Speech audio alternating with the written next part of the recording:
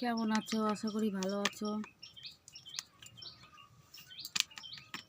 শরীরটা খারাপ বলে কাজে যেতে পারিনি। মালিককে বলেই এসেছি যে কাজে আসতে পারবো না। তা দুধের প্যাকেটটা কেটে রেখেছিলাম কোটোর মধ্যেই পড়ে গেছে। বিস্কুট দিয়ে সকালবেলা এখন ওষুধটা খেতে হবে, তাই দুধ দিয়ে চিনি দিয়ে আর বিস্কুট দিয়ে ভিজিয়ে নিয়েছি। এখন খেয়ে এবার ওষুধটা খাবো।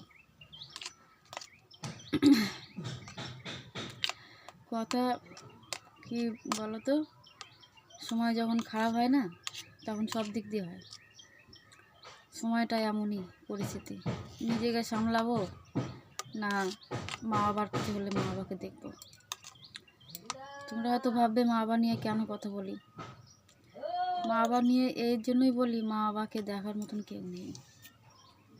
আমি অসুস্থ হয়ে পড়লে তখন ওদের কথা আরও বেশি চিন্তা হয়, কেউ নেই যে ওদেরকে দেখবে। আমারও কেউ নেই ভগবান ছাড়া।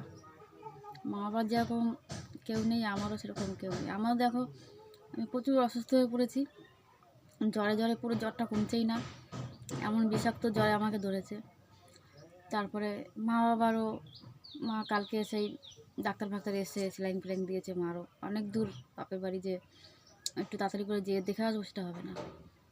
যেতে গেলে অনেক ভাড়াও লাগবে, তো পাবো পয়সা, যেতে আসতে অনেক টাকা খরচা। আবার নিজের শরীর অসুস্থ, যে জার্নিং করে যাব সেটাও পারবো না। এই হচ্ছে পরিস্থিতি। আর কেউ না কষ্টের সময় পাশে থাকতে চায় না। কষ্টের সময় তারা আরও কষ্ট দিয়ে, বেশি দুঃখ দিয়ে কথা বলতে পারে, ওরা কিন্তু সাহায্য করতে পারে না। কিন্তু যদি তোমার সময় ভালো হয়, তখন তোমাকে উপদেশ দেওয়ার জন্য সবাই থাকবে।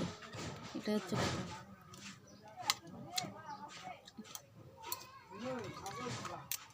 দুধ বিস্কুট খাচ্ছি, খেয়ে ওষুধটা আবার পাওয়ারফুল ওষুধটা খেলে পরে মাথা ব্যথা ঘুরছে। দিয়ে তার জন্য আমি বলছি তাহলে এখন রান্না করতে পারিনি, সকালবেলা উঠে দিয়ে কাজকর্ম করব, অনেক বেলায় উঠেছি। বাড়ির কাজ তা কটা কাঁচা ধোয়া করে বাড়ির কাজ সব কিছু করে এখন রান্না বসাতে পারিনি। ওষুধটা তো খেতে হবে, শরীরটা তো একদম অসুস্থ। ওষুধ খাওয়ার জন্য এগুলো রেডি করে নিয়েছি। আর কটা যে মুড়ি রেডি করেছি, মানে মুড়িটা জল দিয়ে ভিজিয়ে খাবো। আর এটা তাহলে একটুখানি মানে ভারী হবে, নাহলে একদম খালি পেটে ওই জ্বরের ওষুধটা খেলে একদম মাথা ঘুরে যাচ্ছে, কেরম হয়ে যাচ্ছে। কালকে ওখানে শুয়ে পড়েছি, ওরা সবাই আসলে কী জানো তো, নিজের লোক থেকে না পরলোক অনেক ভালো। পরলোক ওরা বোঝে একটা মানুষের কষ্ট হলে, নিজের লোকরা না বোঝে না। নিজের কে যে বোঝে, কষ্টের সময় পাশে থাকে, সেই কিন্তু বেশি নিজের লোক হয়। আর দেখবা কষ্টের সময় যে পাশে থাকে না, তা কী করে মনে হবে যে সে নিজের লোক? একটা কথা জিজ্ঞাসা করারও সে সময় পাবে না তোমাকে। হ্যাঁ, পয়সাটা বড় কথা না, মানুষকে ভালোবেসে যে একটা কথা, তোমার শরীরটা কেমন আছে, তুমি কেমন আছো, এই কথাটা জিজ্ঞাসা করলে না মনটা অনেক শান্তি হয়ে যায়, শরীরটা অনেক সুস্থ ভালো হয়ে যায়। কিন্তু নিজের লোকরা তা করে না। নিজের লোকরা নিজের ঘামে চলে, মনে করে অসুস্থ হয়ে গেছে, এইবার মনে হয় মরেই যাবে, এটাই ভাবে। আমার ক্ষেত্রে এরকম হয়, জানি না তোমাদের ক্ষেত্রে কীরকম হয় জানি না, আমার সাথে এরকম হয়। আমি যখনই অসুস্থ হয়ে যাই, তখনই আমার পাশ থেকে সবাই সরে যায়, আমার পাশে কেউ থাকে না।